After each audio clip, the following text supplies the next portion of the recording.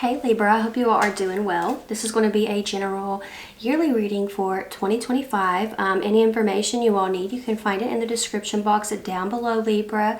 I do have personals open right now. It is a 3-question video reading. It's 25-25. This is with the cards, okay?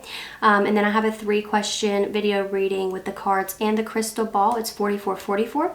Either way it goes, you know, you get these within 48 hours, and then they both close on Tuesday, January 14th at 7 p.m. Eastern time, okay? So I meditated with the crystal ball. It is very heavy. It's hard for me to hold to pick up, and I also have to use it in low lighting if I want it to work to the best of my ability. That's how I'm able to best connect with it. So I use it in low lighting. I've taken some notes here, Libra, so I'm going to go over those in just a moment, and then we will get into the cards and go through, you know, month by month what the cards have to say. So I want to read to you guys about the notes, okay? So I was seeing a boat in pink water. So I feel like there is some sort of transition happening here. You know, the pink, like the energy of like pink water, it's like spirituality, you know? So I feel like there is some sort of like transition spiritually. I feel like there's something going on there. Maybe your gifts are expanding. I do think for some of you there could be travel coming up, and it may be something that really, like, you may be going somewhere that really clicks with you on a spiritual level, on a soul level. Maybe you're realizing, wow, I want to move here, I want to work here, I want to, you know, it's like there's something about that where I feel like a place could be like calling you, you know, but it really feels like spiritual transition overall. Some of you could be expanding when it comes to music. If you work with music, you know, like that could be something that you're like diving into a little bit more in 2025, okay? Or art, all right? The pink can be like artistic energy as well, okay? You got the letters G and O, so you know, it could be the word go, but it's like in no particular order did those come through. They just kept coming up. So those could be significant initials for some of you here, the G and the O. And then there was red, like turning to white with some earth sign energy. So I found that interesting because when it comes to like the red, like typically it's like creative energy, you know, like lower chakras working on that. And you know, it's interesting too because like the crown is associated with like white, they call it white. So maybe there's something going on there, Libra, where there needs to be some balancing of the chakras and whatnot. But I really feel like there's some sort of anger that's melting away, some sort of resentment that you're letting go of. Maybe it is with an earth sign, a Taurus, Virgo, or a Capricorn, but it could just be you kind of grounding yourself and realizing that this is something that's hurting you. It's not necessarily hurting the other person. So yeah, I do think that's something that could be going on here in 2025 is you like letting go of some sort of resentment towards a person or towards a situation. You know, no longer being angry about something, allowing yourself that peace, right? So let's get into the cards here. I'm using the unofficial Office Tarot, okay? I guess the creator was inspired by the show, but it's not affiliated with the show, if that makes sense, but it's a really cool deck. So if you like The Office, you know, like tarot, like that's something that may be of interest to you. I really like the deck. I think they tied everything in so well. So let's see what we have here for you, Libra.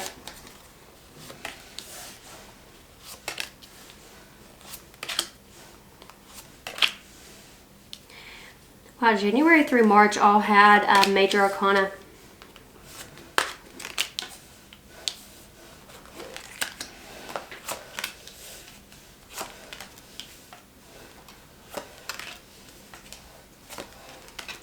Two aces. Okay. Your overall energy is the Fool. Another major arcana. That is Aquarius energy showing up here. Aquarius season might be significant to you here, Libra, but I feel like there's that energy of the clean slate. You know what I mean? Like the Fool is a Uranus card, and Uranus is like the planet of rebellion. I feel like you are kind of rebelling against, you know, what your ego is telling you to do or what to hold on to or what to feel. I feel like you're going against that, and I feel like you're ready to have a clean slate. It feels really, really positive here, Libra. You're starting off with a Star, which is also Aquarius energy. It's showing up for January. I feel like you're ready to heal.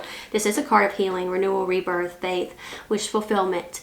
And we use stars to guide us, right? That's why we, are into astrology and things of that nature. So I do feel like the star also talks about direction. So I think that for a lot of you, January is going to be a time where you're figuring out, where's this year going? Like, what do I want to do? I don't want this year to pass me by and for nothing to have changed.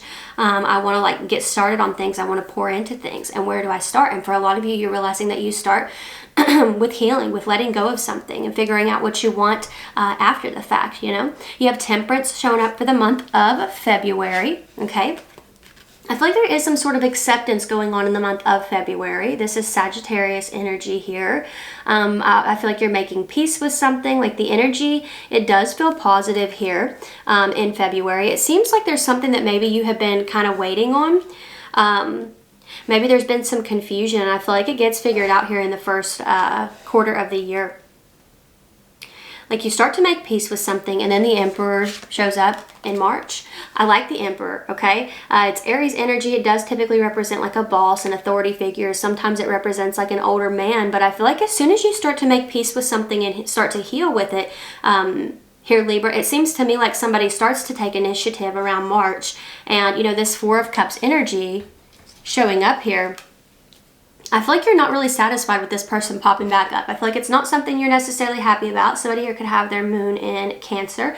But I do feel like when they pop back up and take that initiative, even though you have accepted it and made peace with the fact that you didn't have clarity in a situation, I feel like all that long-standing confusion, like suddenly it makes sense. Everything makes sense. Some of you, it may not even necessarily be that somebody pops up to tell you, to give you clarity directly. It may be that you kind of find clarity, you stumble upon it.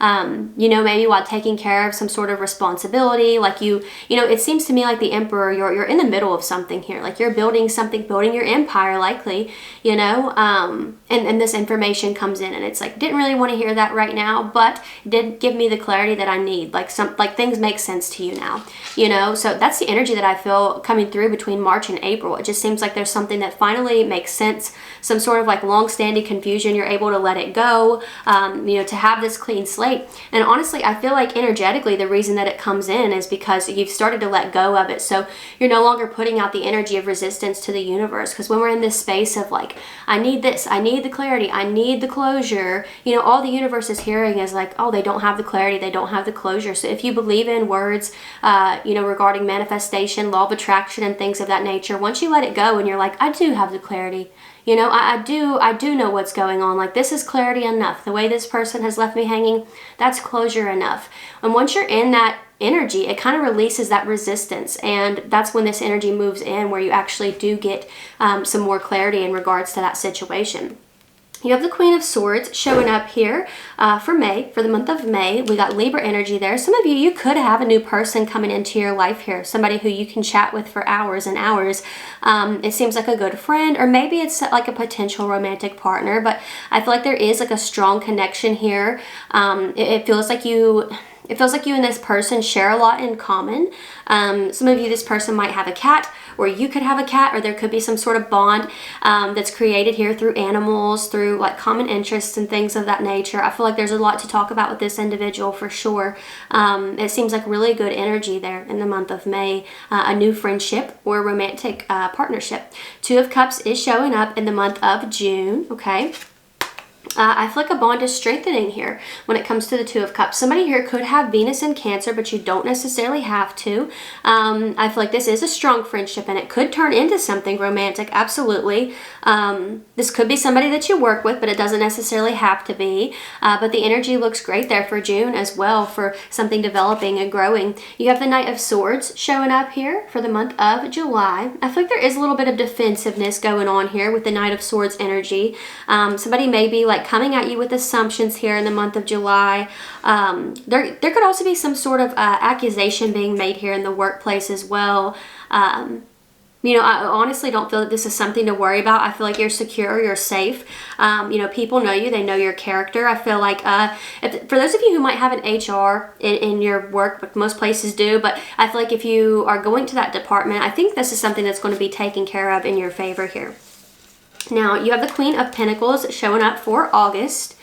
Okay, this looks like a great month for abundance. Okay, you see the grapes around her, those symbolize luxury. I really love that that's showing up here for you, because I feel like this is something that you really deserve. Some of you have definitely been struggling, but I feel like it's time that the universe is like raining blessings down on you. It doesn't mean that you've been like struggling like severely up until this point.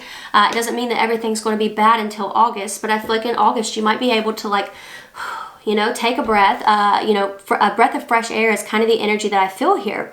I feel like you're clearing things out. You're getting rid of things. Some of you could be getting into a new hobby in that month. Some of you may have like a business where you create stuff. Maybe you're sewing or you're crocheting or something of that nature here. But the Queen of Pentacles is also a very domestic queen. I feel like there's something going on that you're doing out of the home that could result in abundance for you.